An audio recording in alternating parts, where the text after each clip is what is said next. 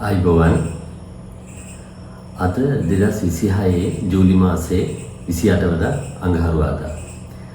අද ඉරිදාව උදේ 6:04ට සිද්ධ වෙනවා. දවස උදා වෙද්දී පවතින නැකත පුවසල නැකත.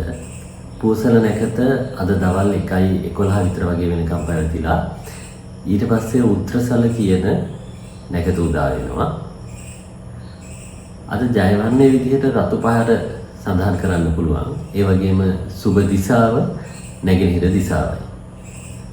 අද රාහු කාලය පවතිනවා සවස් 3:24 ඉඳලා සවස් 4:57 වෙනකම්. මරු සිටින දිශාව විදිහට සැලකෙන්නේ අද බස්නාහිර දිශාව. එන